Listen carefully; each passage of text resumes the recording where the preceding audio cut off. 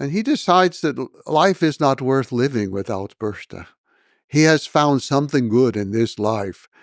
And if he has to die trying to get her back, he will die trying to get her back. And this is the early steps of the military genius born, because in order to get her back requires an actual organization of troops. He needs allies. He goes to a man who ruled the Karyat people in central Mongolia, kind of on the Tol River, about where the capital Ulaanbaatar is today. He goes there because that Wang Han is his name, or Torgal Han. He goes there because Wang Han had been the lord over his father at one point, and his father had gone on raids for him. And so he went there. And actually, he took a gift. That's because Bertha's mother had brought a sable coat as a gift for Mother Erlun at that time of the marriage. So he took the coat, and he took it, and he gave it as a gift to Wang Han and asked for his help. And Wang Han said yes. And he said, I will send some troops, but we need more. And you need to ask Jamoka. You need to ask him to come also. He said, I will send a message to him to get troops. You have to tell the story of Jamoka, because the story of Genghis Khan is one of people abandoning him, being disloyal, and here is a person who's not of his kin, but becomes his, in a way, brother, in a way loyal, and as you've described, he's both the best thing to has happened to Genghis Khan and one of the biggest challenges in the later years to Genghis Khan. So who was Jamoka? Jamoka was a boy about the same age as Temujin, and his family had winter camp close to where Mother Erlun was living with her children. And so the two boys met during the wintertime. In fact, they both claimed descent from the same woman about 4 generations earlier, or 5, it's a little unclear. She was an Urihanghai woman who herself was kidnapped. And actually, Jamoka was the descendant of her from the fact that she was pregnant at the moment of kidnapping. And then Temujin is descended from her through the new kidnapper, Botanchar, his ancestor. So they're both as the Mongols would say, from the same womb. They come from the same historic origin. However, their lives were similar in that both lost their fathers very early, but Jamoka also lost a mother. So he grew up in the household of his grandfather. He had no siblings. Unlike Temujin, with a whole household of siblings.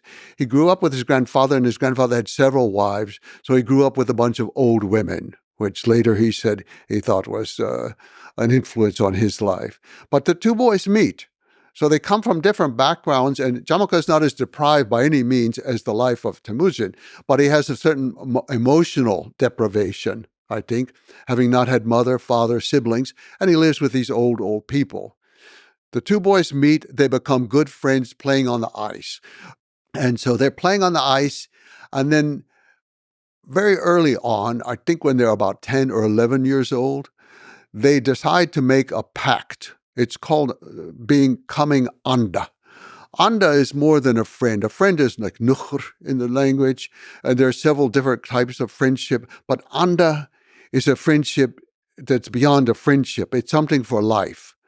And they swore that they would be there forever to protect each other, to help each other in every moment. And they exchanged knuckle bones. So each one of them had the knuckle bone of a roebuck, a deer. Knuckle bones are used in these games that they play, but it's also used to forecast the future. You can roll them around and all. And it's very strange. On the ice, I will say, in the wintertime in Mongolia, it can be up to 50 degrees below zero. And it doesn't really matter at that point whether it's even Celsius or Fahrenheit or what it is. But you slide something across the ice and it's just absolutely smooth like silk, and it goes on for a long way. And if you put your ear down to the ice, you hear this celestial sound that is unlike any sound on the earth. It's just like the angels are singing under the ice. So once They've sworn this relationship of Anda. Then a couple years later, they swear it again, but this time they're slightly older boys and they have bows and arrows. And so they exchange arrows with each other. In fact, the text is very specific that Jamoka took the horn, cut it off of a 2-year-old calf, and he whittled it down, and then he drilled a hole into it in order to make a whistling arrow, which is used for several purposes among the Mongols. It's used for signals, for one thing, from one person to another, but also when you're hunting, if you want to move the animal in a certain direction, you send a whistling arrow in the opposite direction to make the animal move. So it had a lot of uses. So the boys had exchanged roebuck knuckles. This time they exchanged, and so they had been close friends. And Wang Han said, okay, Jamoka should raise some troops and go with you. And he did. So the three set out, some troops from Wang Han. He himself did not go, he was too old, but he sent some troops, and then Jamoka and his troops, and then basically just Temujin and his family. He just had his brothers, that's all. They set off to find the Merkit people up the Seleng River, which flows into Siberia and on into Lake Baikal. They had to go through some extremely rough territory.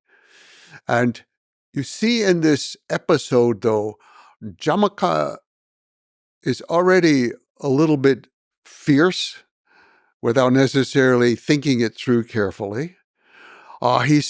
He gives this long speech about all the things they're going to do to the Merkit people. We're going to jump through the tunnel, the smoke hole in the top of the gear. We're going to jump in there and we're going to kill them all. We're going to kill the men and the women and the children. We will destroy these people forever. He has an extremely militant rhetoric, at least. And he's also rather critical of the other people. Wang Han's people came late, and he gave them this long lecture about, we are Mongols, and if we give our word is our promise forever. And rain or sleet or snow, it doesn't matter, we be there on time. So he's dressing down his superiors. He's very aggressive, but he's very helpful. So these troops, they move in on the Merkit camp. They also come in at night. And so there's a small amount of warning because some men are out hunting sables, the Merkit men, and they race back to the camp and they tell the people, and the people are getting ready to get out as fast as possible. So Bertha has no idea who's coming. She doesn't want to be kidnapped again. It's just somebody. So she and the grandmother go auction again, and Xochitl, they're loaded into a cart to go away. So Temujin comes in, and there's a full moon that night, so they could see what they're doing. And he's really searching for her. He's not paying too much attention to the battle. And he's calling for her, and she hears his voice. She knows who it is. She jumps off the cart, and she runs to him. And they're reunited, and he grabs her, embraces her, and then he said, this is the goal. This is why we are here. We don't need anything else. He was very clear about that. And that was his first full-on military engagement. Yes, aside from the things, yes, his first full-on military engagement.